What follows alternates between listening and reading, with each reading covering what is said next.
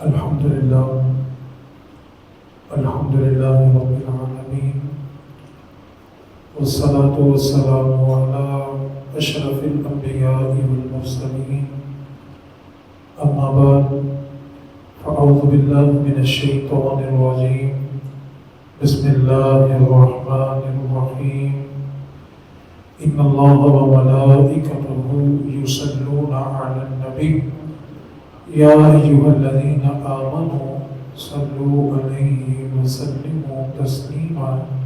تمام احباب عقیدت، احترام اور سروں کو جھکا کے نبی پاک صلی اللہ علیہ وسلم کی بارگاہ میں ہدیہ درود و سلام پیش کر لیں۔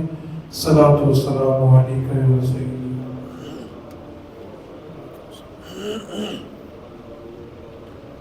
صلاۃ و سلام علیک یا سیدی یا رسول اللہ وعلی آلک و اصحابک یا سیدی یا حبیب اللہ۔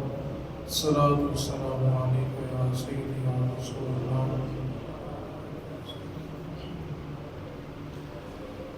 اللہ رب العزت نے قرآن مجید میں متعدد مقامات پر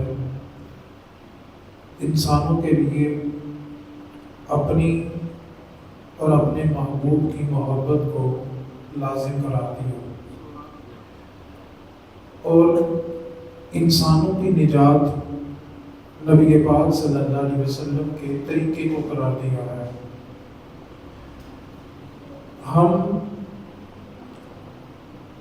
اپنی اولاد کو جب وہ تھوڑا سا بھی شعور کی طرف بڑھتی ہے تو ہم اس کو خاندان میں اٹھنے بیٹھنے کا طریقہ سکھاتے ہیں۔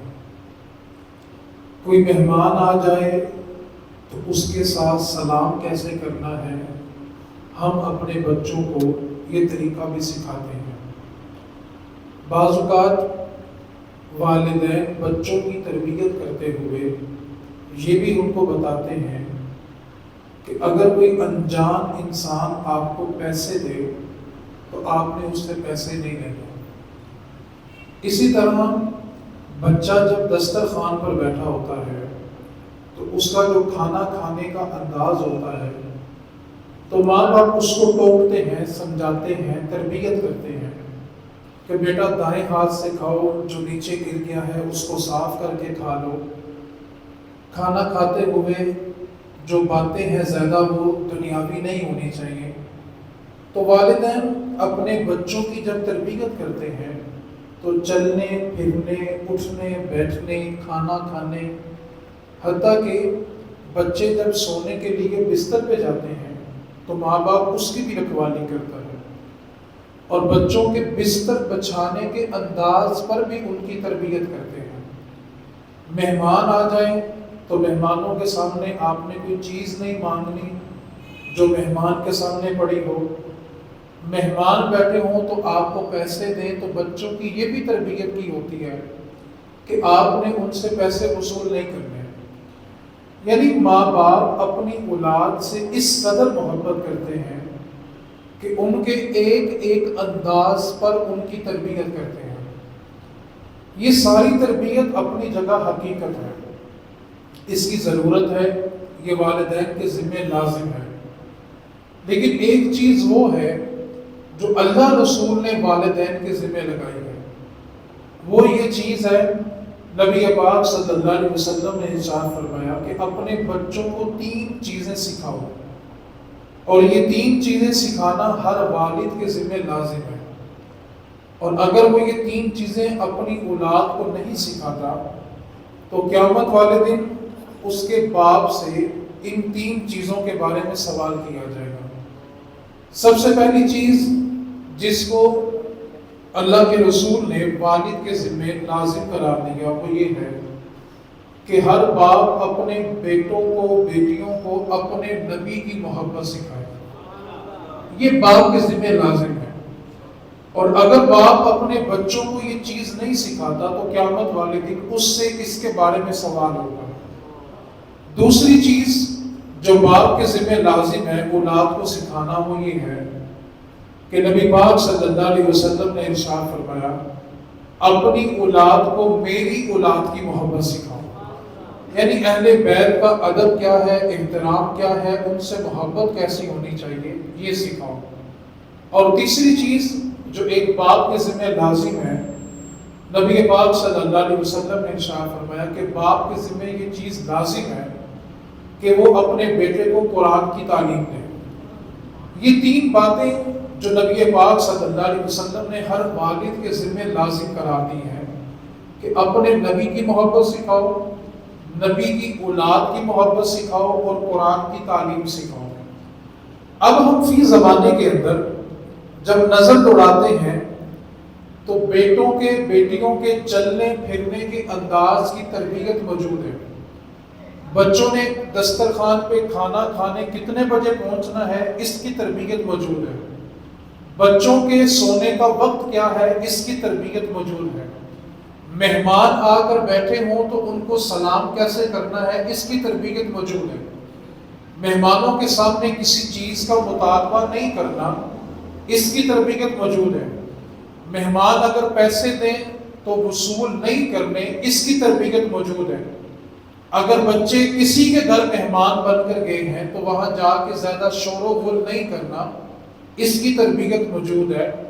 قیمتی چیزوں کو استعمال کیسے کرنا ہے، اس کی تربیت موجود ہے۔ لیکن جن تین چیزوں کو میرے نبی نے لازم کیا تھا اس پر امت کی توجہ نہیں ہے۔ آپ توجہ کریں، آپ گھر کے سربراہ ہیں، والد ہونے کے ناطے آپ اپنے بچے کو ہر چیز سے روک ٹوک کرتے ہیں، حتیٰ کہ اگر بچہ کام کاج کرتا ہے، کاروبار کرتا ہے تو باپ نہ اس کی بڑی سخت رکھوالی کرتا ہے، اس کی نگرانی بڑی سخت کرتا ہے۔ اس کو پتہ ہوتا کہ اگر میں نے ایک لمحے کے لیے بھی اس کو آزاد چھوڑ دیا نا تو یہ زندگی بھر کی کمائی کو ضائع کر دے گا۔ تو باپ اس کے ایک ایک قدم کے نشان پر توجہ رکھتا ہے کہ یہ چل کے جا کس طرف رہا ہے۔ لیکن اتنی محنت کرنے کے باوجود، اتنی رکھوالی کرنے کے باوجود کہ جس بچے کے ہوش سنبھالتے ہی اس کی تربیت شروع کر دی تھی، جب وہ جوان ہوا تب تک ہم نے اس کی رکھوالی بھی کی، لیکن سوال یہ پیدا ہوتا ہے کہ اتنی رکھوالی کرنے کے بعد اولاد نافرمان کیوں ہوئی؟ اتنی رکھوالی کرنے کے بعد بیٹا باپ کے آگے کھڑے کیوں ہوا؟ اتنی رکھوالی کرنے کے بعد وہ گھر کے اصولوں کے خلاف چلا کیوں؟ اس کی وجہ یہ تھی کہ ہم نے وہ ساری چیزیں سکھائی جس کا تقاضا معاشرہ کرتا تھا، لیکن ہم نے وہ نہیں سکھایا جس کا تقاضا میرے مصطفیٰ نے کیا تھا۔ سب سے بڑی خامی ہمارے ہاں یہاں ہے کہ اگر ہم ان چیزوں کو پورا کر دیں جو نبی پاک کا تقاضا ہے، پھر کبھی بیٹا اپنے باپ کے سامنے کھڑا نہیں ہوگا، کبھی بھی بیٹا اپنے باپ سے تکرار نہیں کرے گا۔ اچھا آپ اس بات پر توجہ کریں، بچے اگر رات کو دیر تک جاگیں تو والد سختی کرتا ہے، ان کو بار بار ڈانٹتا ہے۔ صبح دیر تک سوئے رہیں تب بھی ڈانٹتا ہے، وقت پر کھانا نہ کھائیں تب بھی ڈانٹتا ہے، وقت پر کام کاج کریں نہ کریں تب بھی ڈانٹتا ہے۔ لیکن آپ نے کبھی سنا ہے کہ باپ اس بات پر جلال میں آ گیا ہو کہ یار تو نے نماز نہیں پڑھی، جب تو اپنے رب کا مخلص نہیں ہو سکتا اپنے باپ کا کیسے مخلص ہوگا؟ اس بات کو پلے باندھ لیں، بے نمازی اولاد کبھی اپنے والدین سے مخلص نہیں ہو سکتی، وہ کبھی بھی اپنے ماں باپ کا احترام نہیں کرے گی۔ وقتی طور پہ معاشرے کو دکھانے کے لیے اگر بیٹا کسی مجلس میں خاموش ہو جائے وہ الگ بات ہے، لیکن اس کا دل آپ کے احترام میں نہیں جھکا ہوگا۔ اس کی وجہ یہ تھی آپ نے جتنی سختیاں کی تھی وہ اپنے لیے، اپنی برادری کے لیے، اپنے معاشرے کے لیے کی تھی۔ آپ نے وہ سختی نہیں کی جس کا تقاضا اللہ اس کے رسول نے کیا تھا، جس کی سادہ سی مثال نبی پاک صلی اللہ علیہ وسلم نے واضح طور پہ حکم دیا کہ جب بچہ 7 برس کا ہو جائے، 2 چیزوں کا حکم نبی پاک نے دیا ہے، وہ بیٹا ہو یا بیٹی ہو۔ فرمایا جب وہ 7 برس کے ہو جائیں تو ان کو نماز کا حکم دو اور ان کے بستر جدا جدا کر دو، اور اگر وہ 10 برس کے ہو جائیں اور 10 برس کے ہونے کے باوجود اگر اولاد نماز نہیں پڑھتی تو والد کو حکم ہے کہ اس کو چھڑی کے ساتھ ضرب لگائے اور اس کو اللہ کی دہلیز پہ کھڑا کر دے۔ اب جب باپ اللہ کے لیے سختی کرے گا نا، اس کا نتیجہ بھلا کیا نکلے گا؟ جب وہ اللہ کی بارگاہ میں جھک جائے گا نا، تو اللہ اس کا دل بھی آپ کے لیے جھکا دے گا۔ وہ یہ سمجھ جائے گا کہ میرا باپ مجھ سے مخلص ہے، جو مجھے اللہ کے عذاب سے بچانا چاہتا ہے۔ اور اگر باپ اس چیز کو چھوڑ کے دنیاوی معاملات میں سختی کرے گا تو ایک وقت تک اس کی سختی کام آئے گی۔ ایک دن ایسا ہوگا کہ بیٹا باغی ہو جائے گا، وہ باپ سے غداری کر بیٹھے گا اور سارا کچھ اجاڑ بیٹھے گا۔ کیوں؟ کہ باپ نے جو سختی کی تھی وہ اپنی ذات کے لیے، اپنے خاندان کے لیے، اپنی برادری کے لیے، اپنے کاروبار کے لیے کی تھی۔ جس چیز کا تقاضا اللہ کے رسول نے کیا تھا اس نے وہ کام نہیں کیا۔ آپ اس بات پر توجہ کریں، اب تو جو اس دور میں تصوف کے وکیل ہیں نا وہ بڑے کمزور ہیں، لیکن آپ گزشتہ تاریخ کو پڑھ کے دیکھیں اللہ کے ولی کا کام بھلا کیا ہوتا تھا۔ آپ توجہ کریں گے تو آپ کو بات سمجھ آئے گی۔ اور اللہ کے ولیوں نے گھر کے سربراہ کو یہ طریقہ سکھایا ہے۔ اللہ کے ولی کرتے کیا تھے؟ گناہ سے گناہ گار جو بندہ ہوتا تھا نا، اس کو پکڑتے تھے اور کہتے تھے کہ یار تو ایسا کر، وضو کر اور 2 رکعت نماز پڑھ لے۔ اچھا وہ کرتے کیا تھے؟ توجہ سے میری بات کو سمجھ لیں۔ وہ کرتے یہ تھے کہ گناہ گار بندے کو وضو کرواتے تھے، خود بھی مصلی بچھاتے تھے، اس کے لیے بھی مصلی بچھاتے تھے، اللہ اکبر کہہ کے نماز شروع کرتے تھے، قیام کرتے، رکوع کرتے، جب سجدے میں جاتے نا تو اللہ کی بارگاہ میں بھلا کیا عرض کرتے تھے؟ مالک اس کو یہاں تک لینا میرا کام تھا، اب اس کا دل بدلنا وہ تیرا کام ہے۔ آپ پہلے ان کو جھکانے تک لائیں۔ اگر آپ نے معاشرہ سکھایا، آداب سکھائے، ہنر سکھایا، کاروبار سکھایا، لیکن اللہ رسول کی محبت نہیں سکھائی تو قریب ہے وہ وقت کہ اولاد آپ سے غداری کر جائے گی، کیونکہ آپ نے ان کو اللہ رسول کی دہلیز کا مکتبہ نہیں بنایا، آپ نے ان کو اللہ رسول کی دہلیز پہ جھکنے کا سلیقہ نہیں سکھایا۔ دیکھیں نا، آپ کا بچہ صبح دیر سے اٹھتا ہے تو آپ اس کو کتنی بار ڈانٹتے ہیں؟ کیا تجھے شرم نہیں آتی؟ تجھے حیا نہیں آتی؟ تو سارے کام کا کھانا خراب کر رہا ہے، تو جلدی کیوں نہیں جاتا؟ جا کر کمائے گا تو شام کو چولہا جلے گا نا۔ والد اس بات پر برہم ہو جاتا ہے، لیکن آپ نے کبھی سنا کہ والد صبح فجر کے ٹائم برہم ہوا ہو اور وہ یہ کہہ رہا ہو کہ تم میں سے فجر کوئی نہیں پڑھتا، گھر میں برکت کیسے ہوگی؟ آپ اس بات پر توجہ کریں، اللہ رسول کا ہم سے تقاضا کیا ہے؟ والد کو برہم اس بات پر ہونا چاہیے۔ اچھا، ہمارے برہم ہونے کے بڑے مختلف انداز ہیں۔ والد کے رشتہ دار، چچا، تایا، پھوپھی رشتہ دار ہوتے ہیں نا والد کی طرف سے، ان کے گھر میں خوشی کی تقریب ہو اور اپنے بچے تیار ہونے میں دیر کر دینا، اس بات پر بھی ڈانٹ پڑتی ہے کہ تمہیں پتہ نہیں کہ ہم نے وہاں جلدی پہنچنا تھا، ہمارا جلدی پہنچنا اس تقریب میں ضروری تھا۔ لیکن کبھی باپ نے یہ کہا ہے کہ چل اذان ہو گئی اٹھ کے وضو کر لے؟ تو میرے بھائی، جو تقاضا اللہ رسول کا ہے نا، جب تک ہم اس کو پورا نہیں کریں گے، آپ دنیاوی طور پر اعلیٰ سے اعلیٰ ڈگری دے دیں اور دنیاوی اعتبار سے اچھا کاروبار دے دیں، ایک موقع ضرور آئے گا کہ اولاد آپ کے ہاتھ سے نکل جائے گی۔ میں آپ کو ایسی اولادیں بھی دکھا سکتا ہوں، ساری اولاد ڈاکٹر ہیں، جو رشتے کر کے بیٹیاں بہو بنا کے لائے ساری ڈاکٹر ہیں، لیکن ماں باپ بڑھاپے میں اپنے گھر میں تنہا رہتے ہیں اور نوکرانیاں ان کو کھانا بنا کے دیتی ہیں، اور بیٹے کبھی کبھار باپ کو فون کر کے پوچھ لیں تو یہ بھی غنیمت ہوتی ہے۔ اس کی وجہ کیا تھی؟ انہوں نے دنیا بنانے کے لیے محنت کی ہے، آخرت بنانے کے لیے محنت نہیں کی۔ میں اس کی دنیاوی ایک مثال آپ سے عرض کرتا ہوں۔ آپ کے سامنے جیسے سردی کا موسم ہوتا ہے نا، تو گھروں میں نا، کمروں میں گرمائش لینے کے لیے ہیٹر یا چولہا جلایا جاتا ہے، اگر گیس نصیب ہو جائے تو، یہ پاکستان میں شرط ہے۔ تو گھروں میں نا ہیٹر جلایا جاتا ہے یا چولہا جلایا جاتا ہے، اور بعض اوقات گھروں میں ایسا بھی ہوتا ہے کہ وہ کھانا پکانے کا انتظام ہی کمرے میں کر لیتے ہیں کہ کھانا بھی بن جائے گا اور سردی میں کچھ کمی بھی محسوس ہوگی۔ اب مجھے آپ نے توجہ سے اس بات کو سمجھ کے جواب دینا ہے۔ آپ کے سامنے آپ کا بیٹا یا پوتا یا نواسا جو ابھی زمین پر رینگتا ہے، اور وہ رینگتے رینگتے اس آگ کی طرف جا رہا ہے جو گھر میں جل رہی ہے، اور آپ کو پتہ چل جائے، آپ کو نظر آ جائے کہ یہ بچہ اب بالکل قریب پہنچ گیا ہے، آگ کے بالکل قریب پہنچ گیا ہے، آپ مجھے بتائیں آپ کا اس کو بچانے کا انداز کیا ہوگا؟ آپ کے ہاتھ میں قیمتی چیز بھی ہوگی تو آپ اس کی پرواہ نہیں کریں گے، اور رستے میں کوئی رکاوٹ بھی آئے گی تو آپ پھلانگ کر جائیں گے اور اس بچے کو آگ کے قریب جانے سے روکیں گے۔ کیوں؟ آپ جانتے ہیں اگر بچہ آگ کے پاس چلا گیا تو جل کے راکھ ہو جائے گا، تو آپ اس کو بچانے کے لیے نہ قیمتی چیز کی پرواہ کریں گے، نہ رستے میں آنے والی رکاوٹ کی پرواہ کریں گے، اور آپ اس کو بچائیں گے۔ اب توجہ سے جملہ سننا ہے، یہ جس آگ سے آپ نے بچایا یہ مصنوعی آگ ہے، یہ مصنوعی ہے جو مصنوعی طریقے سے ایجاد کی گئی ہے، اور میرے نبی نے فرمایا ہے جہنم کی آگ کو 3000 سال جلایا گیا ہے۔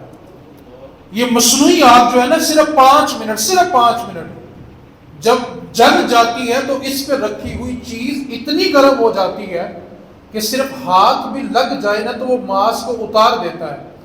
5 منٹ مصنوعی آگ جلے تو اس کا یہ عالم ہے کہ وہ گوشت کو کھینچ لیتی ہے۔ تو تصور کرو جو آگ جہنم کی ہے اور 3000 سال جلائی گئی ہے، اور میرے نبی نے فرمایا کہ وہ آگ جل جل کے اندھیری ہو چکی ہے، سیاہ ہو چکی ہے، اب اس میں کسی قسم کی روشنی نہیں ہے۔ جہنم ایک سیاہی گمنام چیز کا نام ہے جس میں کسی قسم کی روشنی نہیں ہے۔ آپ مجھے بتائیں آپ کا بیٹا مصنوعی آگ کے قریب جائے تو آپ اس کو بچانے کے لیے ہر ممکن کوشش کرتے ہیں۔ کیا آپ نے سوچا ہے کہ اگر آپ کی آنکھوں کے سامنے آپ کی اولاد کٹ کٹ کے جہنم میں گرے تو کیا کریں گے؟ یہاں تو بچانے کی قدرت آپ کے پاس ہے، وہاں تو آپ کے پاس بچانے کی قدرت بھی نہیں ہے۔ آپ اس بات کو سمجھیں کہ ہم اپنے بچوں کو معاشرتی طور پہ ہر چیز سکھاتے ہیں جس کا تعلق دنیا کے ساتھ ہے، لیکن جس چیز کا تقاضا اللہ رسول نے کیا ہے ہم وہ چیز اولاد کو سکھانے کے لیے تیار نہیں ہیں۔ تو نبی کریم صلی اللہ علیہ وسلم نے ارشاد فرمایا 3 چیزیں والد کے ذمہ لازم ہے کہ وہ اپنی اولاد کو سکھائے: اپنے نبی کی محبت، اپنی اولاد کو نبی کی اولاد کی محبت، اور تیسری قرآن کی تعلیم ان کو سکھائے۔ ایک بات کو ذہن نشین کر لیں، آپ بیٹے پہ جتنی مرضی سختی کر لیں اس کو دنیا سکھانے کے لیے، لیکن جب تک آپ کا بیٹا قرآن نہیں نہ کھولے گا کبھی بھی اس پہ رب کی رحمتیں نازل نہیں ہوں گی۔ آپ تصور کریں کہ لمحے کے لیے تصور کریں کہ یار آپ نے آخری بار اپنے بیٹے سے کب کہا تھا کہ اللہ کا قرآن پڑھ لے؟ آپ نے اپنے بچے سے کب کہا تھا کہ تو نماز پڑھ لے؟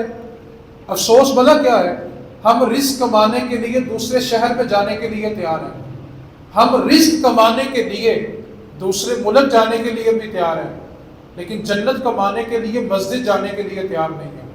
اور ایک بات کو ذہن نشین کر لیں، آپ اپنی اولاد کو جتنا مرضی کاروبار کا پابند کر لیں، سختی کر لیں، اگر آپ نے اس کو اللہ رسول کی دہلیز تک نہیں پہنچایا تو کبھی بیٹا آپ کا وفادار نہیں ہوگا، کیونکہ بے نمازی بندہ جب اپنے رب کا وفادار نہیں ہے نا وہ کبھی کسی انسان کا وفادار نہیں ہو سکتا۔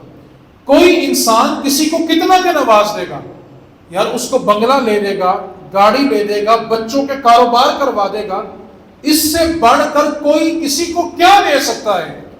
یار جب اتنا کچھ دیا تو ہم اس بندے کے گن گاتے ہیں تو جس رب نے ایک ایک سانس عطا کیا ہوا ہے، جس رب نے وجود عطا کیا، جس رب نے زندگی عطا کی ہے، تو جو بندہ اتنی سانسیں لے کر اپنے رب کا وفادار نہیں ہے نا وہ کبھی کسی بندے کا وفادار نہیں ہو سکتا۔ اور پرانے وقتوں میں لوگ جب کاروبار کرتے تھے نا تو کاروبار کرنے کا ان کا اصول یہ ہوتا تھا کہ وہ کاروبار کرنے کے لیے نمازی بندہ تلاش کرتے تھے، وہ بے نمازی سے کاروبار نہیں کرتے تھے۔ تو ان سے پوچھا بھی تم بے نمازی سے کاروبار کیوں نہیں کرتے؟ تو کہنے لگا دیکھ یار اس کو رب نے بچپن سے لے کے اب تک اتنا نوازا ہے، وہ اس کا وفادار نہیں ہے تو میرا کیسے ہو سکتا ہے؟ جو بندہ اپنے رب سے مخلص نہیں ہے وہ کسی بندے سے کیسے مخلص ہوگا؟ تو نبی پاک صلی اللہ علیہ وسلم کا حکم ہے یہ کہ جب بچے 7 برس کے ہو جائیں تو نماز کا حکم دو، بستر جدا کر دو۔ 7 برس کے بعد 2 بہنیں بھی بستر پہ نہیں سو سکتی، 2 بھائی بھی۔ اور میں جب وہ 10 برس کے ہو جائیں تو پھر ان کو چھڑی کے ساتھ ضرب لگاؤ اور اللہ کی دہلیز میں کھڑا کر دو۔ اور ایک بات کو ذہن نشین کر لیں، آپ جتنی مشقت کر رہے ہیں اپنی اولاد کے لیے کر رہے ہیں، اور اگر آپ نے اس اولاد کو اللہ رسول کی بارگاہ کا ادب نہ سکھایا، اللہ رسول کی بارگاہ میں جھکنا نہ سکھایا، تو ایک بات کو ذہن نشین کر لیں، آپ کو بڑھاپے میں بے سہارا رہنا پڑے گا، کیونکہ جو اللہ رسول کا وفادار نہیں ہے وہ کبھی ہمارا نہیں ہو سکتا۔ اب اس کا طریقہ کار کیا ہے؟ اس کا پہلا طریقہ یہ ہے، اپنے بچوں کے دل میں اللہ رسول کا پیار پیدا کرو۔ اس کی وجہ کیا ہے؟ کیونکہ انسان جس سے پیار کرتا ہے نا، اس کی ہر بات مانتا ہے، اس کا اشارہ بھی سمجھتا ہے۔ اور صوفیاء نے تو یہاں تک لکھا ہے، محبت میں محبوب کو زبان سے کہنا بھی بید بھی ہے۔ یہ توہین ہے کہ اس کو زبان سے کہا جائے، محب سچا وہ جو اشارہ سمجھ ہے۔ زبان سے کہنا بھی بید بھی شمار ہوتی ہے کہ تیرے محبوب کو زبان ہلانی بھی کیوں پڑی، تو نے اس کا اشارہ کیوں نہیں سمجھا، یہ بھی توہین کے زمرے میں آتا ہے۔ اب سوال یہ پیدا ہوتا ہے کہ ہم اپنی اولاد کو وفادار کیسے کر سکتے ہیں؟ اس کا ایک ہی طریقہ ہے، ان کے دل میں اللہ رسول کی بات کو ڈالیں، اللہ رسول کا پیار ڈالیں۔ اچھا مزے کی بات بھلا کیا ہے؟ باپ نہ بچوں کو بٹھا کے اپنی زندگی کے تجربے سناتا ہے۔ باپ اپنے بیٹوں کو بیٹیوں کو بٹھا کے نا، جو اس کی آپ پیتی ہوتی ہے نا وہ سناتا ہے، اور اپنی ترقی کے راز بتاتا ہے۔ یہ بالکل ٹھیک ہے، بتانا چاہیے، منع نہیں ہے، لیکن سوال یہ پیدا ہوتا ہے، کیا باپ نے زندگی میں ایک بار بٹھا کر اپنی اولاد کو اپنے نبی کا نام سنایا، اپنے نبی کی محبت سکھائی ہو؟ اگر ہم ان کے دل میں اپنے نبی کا پیار پیدا نہیں کریں گے، ہمارا کبھی نہیں رہے گا۔ کیوں کہ جب نبی کا پیار پیدا ہو جائے گا نا، تو پھر اس محبوب نے ان کو فرمایا ہے کہ تمہارے ماں باپ تمہاری جنت بھی ہیں، تمہاری جہنم بھی ہیں۔ جب محبوب کا پیار ہوگا تو ایک ایک حدیث ان کے دلوں میں اترے گی، اور جب تک ان کے دلوں میں محبوب کا پیار نہیں ہوگا، وہ اولاد کبھی بھی ہماری وفادار نہیں ہوگی۔ اس لیے آپ کاروبار اچھا کرنا چاہتے ہیں، اولاد کی تربیت چاہتے ہیں، اولاد کو وفادار کرنا چاہتے ہیں، تو سب سے پہلا کام آج کے خطبہ جمعہ سے یہ سمجھ کے جائیں کہ ہم نے اپنی اولاد پر نماز کے بارے سختی کرنی ہے، ہم نے ان کو اللہ کی دہلیز میں کھڑا کرنا ہے۔ اور ایک بات کو پلے باندھ لیں، اگر آپ کی اولاد اللہ کی وفادار نہ بنی تو اس بات کو آج پلے باندھ جانا، وہ اولاد کبھی بھی آپ کی وفادار نہیں ہوگی۔ آپ اپنی اولاد کو کیا دے سکتے ہیں؟ کیا بنا کے دے سکتے ہیں؟ ساری دنیا دے دیں گے، لیکن مجھے تو بتائیں تو صحیح، آپ اولاد کو زندگی تو نہیں نہ دے سکتے۔ اور جس رب نے زندگی بھی عطا کی ہو، جو اولاد اس کی وفادار نہیں ہے وہ کبھی آپ کی نہیں ہوگی۔ تو مہربانی کریں، جتنی سختی آپ اپنی اولاد کو ہنر سکھانے میں کرتے ہیں، جتنی سختی آپ اس کو معاشرہ سکھانے میں کرتے ہیں نا، اس سے آدھی سختی بھی اگر آپ اللہ رسول کی رضا کے لیے کر لیں گے نا، ان کے دلوں میں اللہ رسول کا پیار بھی پیدا ہو جائے گا اور وہ معاشرے کو بھی سیکھ جائیں گے۔ اس لیے نبی پاک صلی اللہ علیہ وسلم نے ارشاد فرمایا کہ تم اپنی اولاد کو اپنے نبی کی محبت سکھاؤ۔ اب نبی کی محبت کیسی ہے؟ جناب عمر فاروق رضی اللہ تعالیٰ عنہ رسول کریم صلی اللہ علیہ وسلم کی بارگاہ میں حاضر ہوئے تو عرض کرنے لگے، اللہ کے رسول، میں اپنی جان سے علاوہ دنیا کی ہر چیز سے بڑھ کر آپ سے پیار کرتا ہوں، اپنی جان کے علاوہ۔ تو رسول کریم صلی اللہ علیہ وسلم نے، عمر تیرا ایمان مکمل ہی نہیں ہوا۔ پھر جناب عمر کا اگلا جملہ سنیں، عرض کرنے لگے، اللہ کے رسول، میں اپنی جان سے بڑھ کر اپنے نبی سے پیار کرتا ہوں، اور میں عمر اب تیرا ایمان مکمل ہو گیا ہے۔ تو نبی کی محبت کیسی سکھانی ہے کہ ان کے سامنے ساری دنیا پڑی ہو، لیکن ان کی ترجیح یہ ہو کہ میرا محبوب کس بات میں راضی ہے، میرے نبی کس بات میں راضی ہے۔ میں تو ایک سادہ سی بات کرتا ہوں کہ آپ جب صبح بیدار ہوتے ہیں نا اور رات کو سونے تک آپ اپنے شب و روز کا جائزہ لیں، صرف ایک ہفتہ یہ کام کر لیں، زندگی سنور جائے گی۔ صبح جب اٹھ جائیں اور سونے تک جب سونے کے لیے بستر پہ لیٹیں تو اس بات پر توجہ کرنی ہے کہ آج سارا دن میں نے جتنے کام کیے ہیں اس میں کتنے کام اللہ رسول کے لیے تھے اور کتنے کام دنیا داروں کے لیے تھے. آج سارا دن جو میں نے کیا ہے اس میں کتنے کاموں میں اللہ رسول کی رضا شامل تھی اور کتنے کام ایسے تھے جو صرف میں نے اپنی ذات یا اپنی اولاد یا معاشرے کے لیے کیے. آپ ایک ہفتہ اپنا جائزہ لے کے دیکھیں, زندگی سنور جائے گی. ہم سارا دن مشقت کرتے ہیں, لیکن مجھے ایک بات تو بتائیں, چلیں میں سادہ سا سوال آپ سے پوچھ لیتا ہوں. مجھے ایک بات بتائیں, ایک بندہ صبح 6 بجے دکان کھولے اور رات کو 10 بجے تک مزدوری کرے اور نماز نہ پڑھے, رزق میں برکت ہوگی؟ اچھا, مطلب پتہ سب کو ہے. یعنی آپ کا جواب دینا اس بات کی دلیل ہے کہ آپ کو پتہ ہے کہ بے نمازی بندے کے رزق میں برکت ہے, تو پھر عمل کب سے کرنا ہے؟ سوال تو یہ پیدا ہوتا ہے. یعنی ہمیں کماتے کرواتے عمر بیت رہی ہے اور ہمیں پتہ ہے کہ سارا دن بھی مشقت کر لیں برکت تب پڑے گی جب سجدہ کریں گے اللہ کی بارگاہ میں. ایک بات کو ذہن نشین کر لیں یار, اس کی وجہ بلا کیا ہے؟ آپ مسجد سے جب باہر نکلتے ہیں نا تو دعا بلا کیا ہوتی ہے؟ اللہم انی اسألک من فضلک و رحمتک, اے اللہ میں تجھ سے تیرا فضل بھی مانگتا ہوں, تیری رحمت بھی مانگتا ہوں. اب نمازی بندہ جب مسجد سے نکلتا ہے نا تو اللہ کا فضل بھی مانگتا ہے, اس کی رحمت بھی مانگتا ہے. پھر فضل کیا ہوتا ہے؟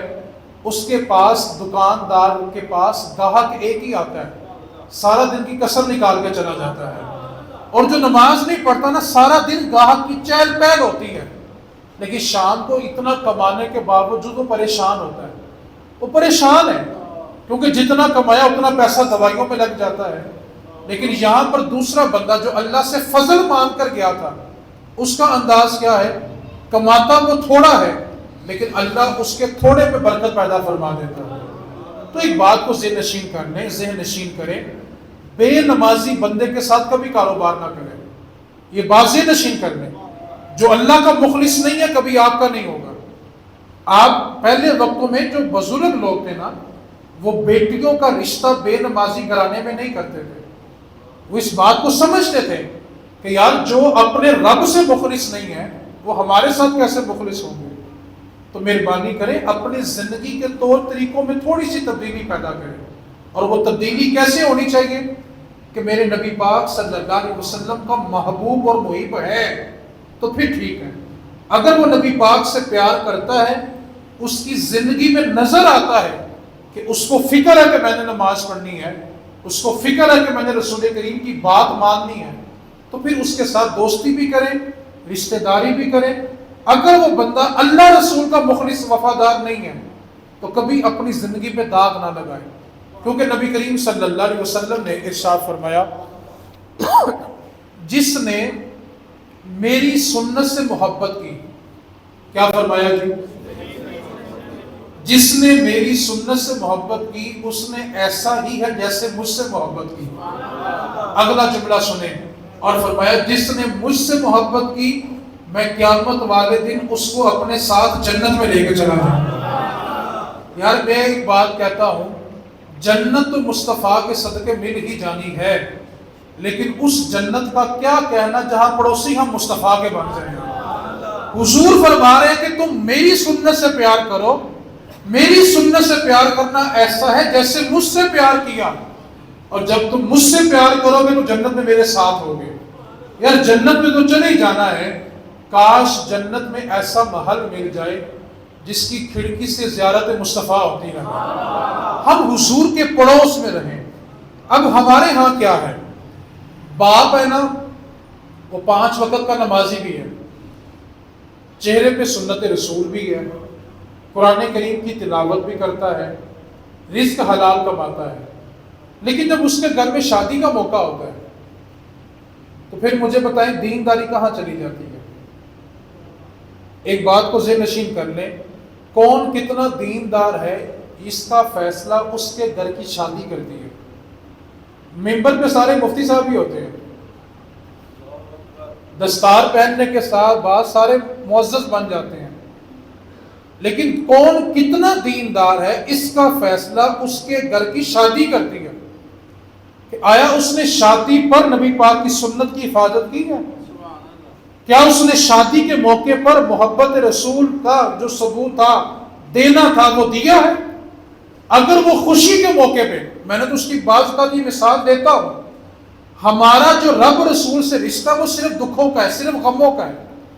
ہمارا رب رسول سے صرف دکھوں کا رشتہ ہے، خوشی کا کوئی رشتہ نہیں ہے. اس کی دلیل ہے، حالانکہ یہ سفید رنگ کا کفن ہے نا، کفن، سفید رنگ کا کفن دینا یہ مستحب عمل ہے، فرض یا واجب نہیں ہے. کسی کے پاس اگر سفید رنگ کا کپڑا نہ بھی ہو، جو رنگ اس کے پاس دستیاب ہے وہ اس میں کفن دے سکتے ہیں. لیکن میرے نبی نے فرمایا کہ تم سفید رنگ کا کفن دو. سفید رنگ میں جب لوگ ایک دوسرے کو ملتے ہیں تو خوشی کا اظہار کرتے ہیں. سفید رنگ دینا مستحب ہے، فرض یا واجب نہیں ہے. لیکن آپ نے دیکھا کہ کبھی بھی کسی نے جنازے پر کسی مردے کو سفید کے علاوہ کفن دیا ہو؟ حالانکہ ایک مستحب عمل ہے. اگر کوئی دوسرا رنگ دینا چاہے گا تو ہم لڑ پڑیں گے اور کہیں گے نہیں سفید ہی دینا ہے، تم کیا دین میں نیا طریقہ رائج کر رہے ہو؟ حالانکہ خود رسول کریم کے کفن مبارک کے اندر سرخ رنگ کی چادر بھی تھی. سفید رنگ مستحب ہے، لیکن اگر آپ اس موقع پر یہ کہہ دیں کہ ہاں چلو ایک چادر سفید کر لو، ایک رنگ دار کر لو، لوگ لڑ پڑیں گے اور کہیں گے یہ کون سا نیا دین آ گیا ہے. اس کے بعد آپ یہ کہہ دو جی میں نے کلمے والی چادر نہیں ڈالنی، لوگ کہیں گے پتہ نہیں بھابی ہو گیا. آپ کہہ دو جی میں نے پھولوں کی چادر اوپر نہیں بچھانی، لوگ اس پر ناراض ہوں گے. آپ یہ کہہ دو جی دفن کرنے کا جو طریقہ ہے اس میں خود ہی دفن کروں گا اور جو عرق گلاب ہے اس کا چھڑکاؤ نہیں کروں گا، لوگ اس پر بحث پڑیں گے. آپ یہ کہہ دیں کہ قبر کی ڈیری بنانے کے بعد پتیاں نہیں ڈالوں گا، لوگ اس پر بحث پڑیں گے. آپ یہ کہہ دیں کہ میں قبر پہ اذان نہیں دوں گا، لوگ اس پر بحثیں گے. اور مزے کی بات بلا کیا ہے، ان میں سے کوئی کام بھی فرض یا واجب نہیں ہے، کوئی کام لازم نہیں ہے. لیکن غم کے موقع پر مسلمان ایک ایک مستحب کا بھی خیال کرتا ہے کہ یہ کام کیوں نہیں ہوا. حتیٰ کہ اب تو ایک نیا ٹرینڈ چل گیا ہے کہ مردے کو وہ ٹوپی پہناتے ہیں، کہتے ہیں جی مکے سے آئی ہے، مدینے سے آئی ہے. حالانکہ احرام کے اندر سلائی والا کپڑا استعمال کرنا جائز نہیں ہے. علماء کے لیے دستار باندھنا وہ ایک الگ مسئلہ ہے، کیونکہ دستار کے اندر سلائی نہیں ہوتی. دستار جو لپیٹی جاتی ہے اس میں سلائی نہیں ہوتی، وہ علماء اور مشائخ کا ایک اعزاز ہے، وہ ایک الگ مسئلہ ہے. لیکن عوام الناس کے لیے یہ ٹوپیوں کا اہتمام کرنا یہ کوئی سنت نہیں ہے. لیکن چلو پہنا دی، ہم اس پر اعتراض نہیں کرتے. لیکن اگر کوئی پہنانے سے روکے تو ہم لڑ پڑیں گے، حالانکہ یہ چیز لازم نہیں تھی. ہاں سوال یہ پیدا ہوا کہ غم کا موقع ہے، غم کا، تو ہم ایک ایک مستحب پہ لڑ پڑتے ہیں. اور شادی کے موقع پر کوئی کہہ دے کہ گانا لگانا حرام ہے. اب سوال یہ پیدا ہوتا ہے کتنے لوگ حرام کا نام سن کے کام چھوڑتے ہیں. غم کا موقع ہو تو ایک ایک مستحب بھی ضروری، اور خوشی کا موقع ہو تو ہم حرام بھی نہیں چھوڑتے. کوئی کہہ دے کہ شادی ہال میں پارٹیشن کر لو، اس طرح غیر محرم عورتوں کا بغیر پردے کے سامنے آنا مناسب نہیں ہے. تو ہم کہتے ہیں یار خاندان سے نویں دیندار جم پہ ہے، اس کو تانے سننے کو ملتے ہیں. تو پتہ یہ چلا کہ جب غم ہوتا ہے نا، غم، تو ہم ایک ایک مستحب کی خاطر لڑ پڑتے ہیں، اور خوشی کے کام میں ہم حرام چھوڑنے کے لیے تیار نہیں. کیوں بلا؟ ہمارا رب رسول سے جو رشتہ ہے وہ صرف دکھوں کا ہے. ہم نے خوشی پہ تو رب رسول سے رشتہ بنایا ہی کوئی نہیں ہے. اور جس کا رب رسول سے رشتہ مضبوط ہوتا ہے نا، پھر خوشی ہو یا غم، وہ یہ نہیں دیکھتا کہ معاشرہ کیا کہے گا، وہ یہ دیکھتا ہے کہ میرے محبوب نے کیا کہا ہے. وہ صرف اس بات کی فکر کرتا ہے کہ اس موقع پر میرے محبوب نے کیا کہا ہے. ایک صحابی تھے، نبی پاک صلی اللہ علیہ وسلم کو دیکھا کہ گوشت ہے، شوربہ ہے، اور اس میں کدو کے پیس کٹے ہوئے ہیں، اور حضور شوربے سے انگلی کے ساتھ کدو کے پیس نکال کر کھا رہے ہیں. تو وہ صحابی بھی اپنے دور میں ایسا کرنے لگ گئے. تو کسی نے کہا کہ آپ یہ کیا کر رہے ہیں؟ تو جواب سنیں، کہتے مجھے نہیں پتا یہ کیا ہے، بس اتنا پتا ہے کہ میرے محبوب نے ایک بار ایسے ہی کیا تھا۔ یہ ہے محبت رسول کہ بس دیکھ لیا تو پھر کر لیا، حدیث سن لی تو پھر اپنے آپ کو سرنڈر کر دو۔ جو اللہ کا قرآن سن کے حدیث سن کے ڈٹ جائے وہ محبت رسول کا دعوے دار تو ہو سکتا ہے، سچا نہیں ہو سکتا۔ اللہ رسول کی محبت یہ تقاضا کرتی ہے کہ جب آپ کے سامنے اللہ کا قرآن آ جائے، مصطفیٰ کی حدیث آ جائے، تو پھر آپ نے یہ نہیں کہنا کہ معاشرہ کیا کہے گا، پھر یہ نہیں کہنا کہ رشتہ دار کیا کہیں گے۔ میاں محمد بخش رحمۃ اللہ علیہ نے ایسے لوگوں کے لیے بس ایک شعر تھا، اس میں ساری وضاحت کر دی۔ میاں محمد بخش رحمۃ اللہ علیہ فرمانے لگے، پیر پھساڑ پیائیں وچ ویڑے تے کڈو کڈو کر دے۔ پیر پھساڑ یعنی جب مردے کے انگوٹھے پاؤں کے کفن کے ساتھ باندھ دیے جاتے ہیں نا، تو پاؤں کھولو تو پاؤں ایسے بکھر جاتے ہیں، مردے کے پاؤں ایسے ہوتے ہیں، سیدھے نہیں رہتے، پاؤں ایسے ہو جاتے ہیں۔ تو میاں صاحب نے اس نقشے کو کھینچا کہ جب گھر کے سربراہ کی میت گھر کے صحن میں پڑی ہو اور اس کے پاؤں ایسے ہو، تو میاں صاحب کہتے ہیں پیر پھساڑ پیائیں وچ ویڑے تے کڈو کڈو کر دے۔ کیا مطلب کڈو کڈو؟ جس کو فون کرو کیا پوچھتا ہے؟ کیا پوچھتا ہے جی؟ میاں صاحب یہ بتا رہے ہیں، کوئی یہ نہیں پوچھے گا کیسے، کیا پوچھتے ہیں؟ جنازہ۔ تو میاں صاحب کہتے ہیں پیر پھساڑ پیائیں وچ ویڑے تے کڈو کڈو کر دے، او جنہ خاطر تو پاپ کمائے اج کتھے نے تیرے کر دے۔ یہ جس برادری کی خاطر تو حرام کرتا رہا نا، اس میں سے کسی نے تیرے ساتھ تیری قبر میں نہیں جانا۔ آج تو تیل مہندی کے موقع پہ گھر کا سربراہ ہونے کے ناطے اگر گانے بند نہیں کرتا، جس برادری کو تو راضی کر رہا ہے نا، یہ مٹھیاں بھر بھر کے مٹی تو ڈال سکتی ہے لیکن تیری ساتھ تیری قبر میں نہیں جا سکتی۔ محبت رسول کا تقاضا یہ ہے کہ جب نبی پاک کی حدیث آ جائے اس کے بعد کسی دلیل کی حاجت نہیں رہنی چاہیے۔ اور اگر حدیثیں پتہ ہونے کے باوجود، مزے کی بات بلا کیا ہے، میں اس کی مثال دیتا ہوں۔ آج کل اصلاح بلا کیوں نہیں ہوتی؟ پہلے لوگ مسجد میں اپنی اصلاح کے لیے آتے تھے، اب لوگ مسجد میں امام کی اصلاح کے لیے آتے ہیں۔ کیوں فرق کیوں آ گیا جی بولا؟ پہلے ہم کس لیے آتے تھے، اب کس لیے آتے ہیں؟ اب ہمیں امام کی اصلاح کے لیے آتے ہیں کہ امام صاحب ہے کم ٹھیک نہیں کرتے ہوئے، اور مہربانی کرو، اللہ رسول نے آپ کی ڈیوٹی اصلاح کروانے والوں میں لگائی ہوئی ہے، آپ کوشش کیا کریں کہ اپنی اصلاح پہ توجہ دیں۔ ہاں جہاں غیر شرعی کام ہو وہاں پہ ضرور روکیں، شریعت کے آگے کوئی بڑا نہیں ہوتا، لیکن آپ مہربانی کریں۔ پہلے لوگ کامیاب بلا کیوں تھے کہ وہ مسجد میں کس لیے آتے تھے، اب ہم کیوں آتے ہیں جی؟ دوسری وجہ، پچھلی قومیں کامیاب اس لیے تھی کہ وہ سنت کو سنت سمجھ کے اپناتے تھے کہ میرے نبی کی سنت ہے۔ پچھلی قومیں کامیاب اس لیے تھی کہ وہ سنت کو سنت سمجھ کے اپناتے تھے کہ میرے نبی کی۔ اب ہم ناکام اس لیے ہیں کہ ہم سنت کو سنت سمجھ کے چھوڑتے ہیں۔ کون سی فرض ہے؟ وہ قومیں ترقی اس لیے کر گئی کہ انہوں نے سنت کو سنت سمجھ کے اپنایا کہ یہ میرے نبی کی سنت ہے، اور ہم برباد اس لیے ہو گئے کہ ہم نے سنت کو سنت سمجھ کے چھوڑ دیا۔ کون سا فرض ہے؟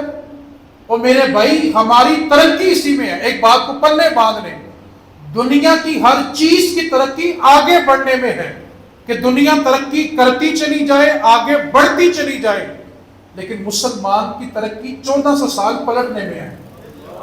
مسلمان تب ترقی کرے گا جب وہ پلٹ کے پیچھے کو جائے گا، دنیا تب ترقی کرے گی جب وہ آگے چلی جائے گی۔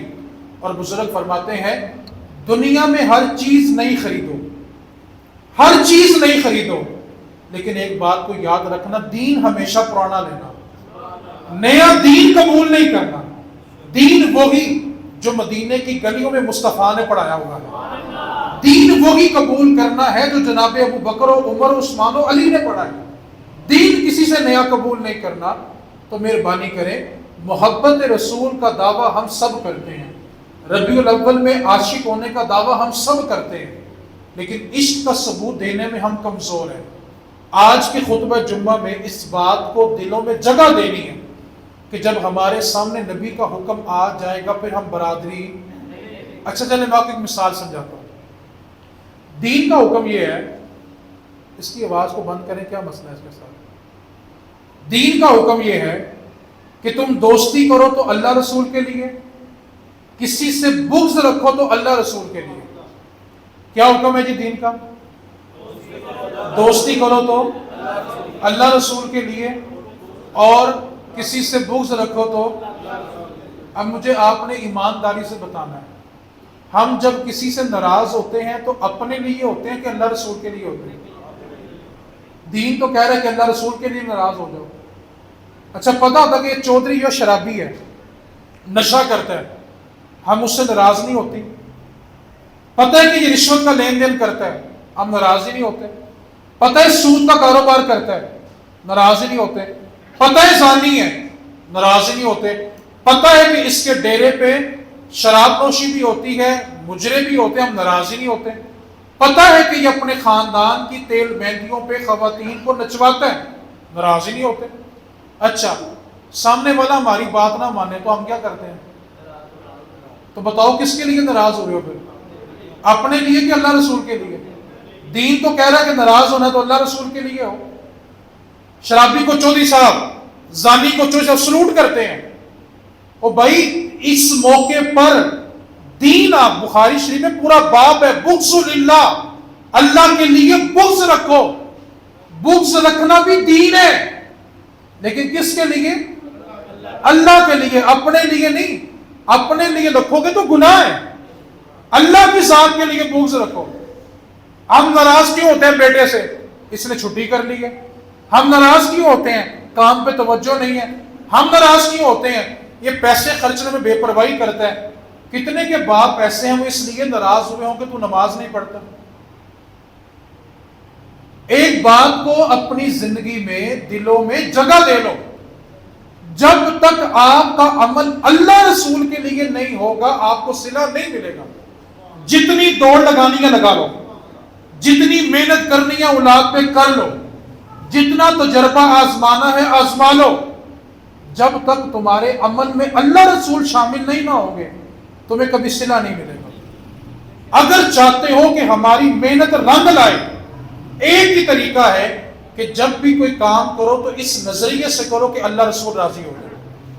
آپ جو گھر کے سربراہ ہوتے ہیں نا، سسر ہوتے ہیں، وہ بات بات پہ نا بہو کو ڈانٹتے ہیں، یہ صفائی نہیں ہوئی، یہ برتن نہیں دھلے ہوئے، یہاں پہ سامان پڑا ہوا ہے، بچوں نے شور ڈالا ہوا ہے، بچوں نے گند ڈالا ہوا ہے. آپ نے جتنا زور لگانا لگا لیں، بہو کے دل میں نفرت تو پیدا ہو سکتی ہے، صلاح نہیں ہوگی. وہ اپنے دل میں سسر کے لیے بغض رکھنے کی صلاح نہیں ہوگی. کیوں بنا؟ آپ نے اس پہ سختی کی ہے اپنے گھر کو اچھا کرنے کے لیے. کاش آپ نے سختی کی ہوتی اس کی آخرت اچھی کرنے کے لیے. آپ اس بات پہ ناراض ہوتے. آپ گھر کے سربراہ ہیں، گھر جا کے پوچھے جس نے نماز پڑھی ہے وہ روٹی بنا دے، میں اس کے ہاتھ کی روٹی کھاؤں گا جو نماز پڑھتا ہے. آپ ایک ہفتہ ایسا کر کے دیکھیں گھر والی نمازی بنتی ہے کہ نہیں بنتی. دیکھیں آپ کی بہو نمازی بنتی ہے کہ نہیں بنتی. بیٹے سے کہہ دیں میں اس بیٹے کی لائی ہوئی کمائی کھاؤں گا جو نماز پڑھتا ہے، دیکھیں بیٹا نمازی بنتا ہے کہ نہیں بنتا. آپ کو فخر ہونا چاہیے اپنی اولاد پہ کہ اولاد اپنے ماں باپ کا خیال کرے گی اور اپنے ماں باپ کی خاطر اللہ کی بارگاہ میں جھکے گی بھی. اور اگر ایسا نہیں کریں گے تو ایک بات کو پلے باندھ کے جانا ہے، بڑھاپے میں شکوے کرنے کے لیے تیار رہو. بڑھاپے میں اولاد کے دکھڑے سنانے کے لیے تیار رہو. اور دوسری بات، قبر میں جا کے دعاؤں کو بھول جانا، انتظار نہ کرنا. قبر میں جا کے اس بات کا انتظار نہ کرنا کہ میری اولاد میرے لیے کچھ بھیجے. کیوں؟ کیونکہ اس اولاد کو تو نے اپنی زندگی میں اللہ رسول کی بارگاہ میں کھڑا نہیں کیا تھا. اس واسطے اگر آپ یہ چاہتے ہیں کہ آپ اللہ رسول کی بارگاہ میں سرخرو ہو جائیں، اللہ رسول کی بارگاہ میں سرخرو ہونا چاہتے ہیں، تو اس کا ایک ہی طریقہ ہے کہ آپ اپنی اولاد کو اللہ رسول کے رستے میں لگا دیں. انشاءاللہ وہ اولاد کبھی آپ کو دھوکہ نہیں دے گی. اور اس بات کو، اس پیغام کو آج یاد کر کے جانا ہے کہ جب آپ کے سامنے اللہ رسول کا حکم آ جائے پھر اس کے اوپر اپنی دلیلیں پیش کرنی، پھر بولے جی، جب تک آپ اللہ رسول کی بارگاہ میں سلنڈر نہیں کر دیتے تب تک آپ کی زندگی میں برکت نہیں ہوگی۔ نبی پاک صلی اللہ علیہ وسلم کی اس حدیث کو بس یاد کر لیں، جس نے میری سنت سے پیار کیا اس نے میرے ساتھ پیار کیا، اور جس نے میرے ساتھ پیار کیا وہ جنت میں میرے۔ نبی پاک کے صحابہ نے اس بات کو بھلا کیسے مانا؟ جب نبی پاک صلی اللہ علیہ وسلم نے احرام باندھا ہوا تھا، عمرہ کرنے جا رہے تھے، رستے میں کافروں نے روک دیا کہ آپ عمرہ نہیں کر سکتے، حضور کو حضور کے گھر سے روک دیا گیا۔ آج دینداروں پہ ذرا سی تکلیف آ جائے نا تو شور کرتے ہیں، ساڑھے نال انج ہو گیا۔ بھائی نبی پاک نے تو تیروں کے سائے میں دین پھیلایا، ہم کس کھیت کی مولی ہیں؟ اور ایک بات کو یاد کر لیں، جہاں پر کعبہ ہوگا وہاں بدو ضرور ہوں گے۔ کیا کہا میں نے؟ جہاں کعبہ ہوگا وہاں بدو، جہاں دین کا کام ہوگا وہاں اعتراض ضرور ہوگا، اور جہاں اعتراض نہیں ہوتا سمجھ لو دین کا کام ہی نہیں ہوگا، کیونکہ جب اعتراض انبیاء پر ہوئے ہیں نا تو ہم کسی کھیت کی مولی نہیں ہے۔ یہ بات پلے باندھ لیں، جہاں کعبہ ہوگا وہاں بدو نہ ہوں تو کعبے کا مزہ ہی نہیں آتا۔ ہاں، یہ بدو بڑے قیمتی ہوتے ہیں، ہاں بدوؤں کا اعتراض بڑا مضبوط کرتا ہے۔ لیکن آپ نے نبی پاک سے پیار کیسا کرنا ہے؟ جناب عثمان غنی کو نبی پاک نے بھیجا کہ جاؤ مکے والوں سے مذاکرات کر کے آؤ، ان سے کہو کہ ہم جنگ لڑنے نہیں آئے، صرف طواف کرنے آئے ہیں، عمرہ کر کے مدینے واپس چلے جائیں گے۔ تو مکے کے کافروں نے کہا عثمان، ہم تمہارے نبی کو مکے میں داخل نہیں ہونے دیں گے، لیکن تم یہاں تک آ گئے ہو، احرام باندھا ہوا ہے، تم طواف کرنا چاہو تو کر لو، سن لو محبت مصطفیٰ کیا ہے۔ احرام کی حالت ہے، کعبے سے بچھڑے ہوئے 6 سال بیت گئے ہیں، اور کعبے کو دیکھے ہوئے اتنا عرصہ بیت گیا ہے۔ اب کعبہ سامنے ہے، احرام باندھا ہوا ہے، کعبے کا صحن ہے، لیکن جناب عثمان غنی کی محبت رسول سنو، فرمایا کافرو، اگرچہ میں نے احرام باندھا ہوا ہے، کعبہ میرے سامنے ہے، بچھڑے ہوئے عرصہ بھی بیت گیا ہے، دل تڑپ رہا ہے کہ کعبے کا طواف کر لوں، لیکن سن لو، عثمان تب کعبے کا طواف کرے گا جب عثمان کے آگے آگے اس کا مصطفیٰ طواف کرے گا۔ اگر میرے محبوب نے کعبے میں نہیں آنا تو عثمان بھی طواف نہیں کرے گا۔ اور جناب عثمان غنی کعبہ چھوڑ کے واپس چلے گئے کہ اس کعبے کا طواف تب ہوگا جب مصطفیٰ طواف کرے گا۔ تو اس لیے جب حدیث رسول سامنے آ جائے، نبی پاک کا حکم آ جائے تو پھر سرنڈر کر دو، پھر برادری دیکھنی، پیر پساڑ پیائیں وچ ویڑے تے کڈو کر دے تے جنہ خاطر تو پاک کمائے اج کتھے نے تیرے کر دے۔ ہمارے ایک ساتھی ہیں صوفی عقیل صاحب ہیں، ان کے بڑے بھائی ہیں، وہ اسپتال میں داخل ہیں، اللہ تعالیٰ کی بارگاہ میں دعا کریں اللہ تعالیٰ ان کو صحت عطا فرمائے، اللہ تعالیٰ ان کو صحت کاملہ عطا فرمائے، ان کا سایہ ان کے گھر والوں پہ سلامت رکھے۔ آپ لوگوں کا ایک سوال تھا مجھ سے کہ ہم نے سوال پوچھنے ہوتے ہیں، تو جس طرح انہوں نے پرچی بھیجی ہے نا، آپ پرچی بھیج دیا کریں، میں آخری 10 منٹ جو ہیں وہ آپ کے سوالوں کے جواب دے دیا کروں گا۔ دوسرا، لوگ مجھ سے شکوہ کرتے ہیں جی آپ ملاقات نہیں کرتے، ہم نے دعا کروانی ہوتی ہے، آپ سے ملنا ہوتا ہے۔ میں جہاں بھی ہوں آپ میرے دل میں ہیں، میں جہاں بھی ہوں آپ میرے دل میں بھی ہیں، دعاؤں میں بھی ہیں، بس کچھ مصروفیت اس طرح کی ہوتی ہے کہ میں نے پہنچنا ہوتا ہے وعدے کے مطابق۔ آپ دعا کریں اللہ تعالیٰ سفر کی آسانیاں کریں، اللہ انشاءاللہ ہمیں بڑا مرکز دے، سب سے ملاقات بھی ہوا کرے گی انشاءاللہ، ٹھیک ہے؟ تو آپ اس وقت پہ تشریف لایا کریں۔ لوگوں کو شکوہ جی آپ بیان لیٹ ختم کرتے ہیں، مجھے شکوہ کہ آپ لیٹ آتے ہیں، تسی میری مان لو میں تہاڈی مان لاں گا جی، تسی نہ منی پھر ساڈی مرضی۔ اللہ تعالیٰ ہمیں سمجھ کی توفیق عطا فرمائے، وما علینا الا البلاغ۔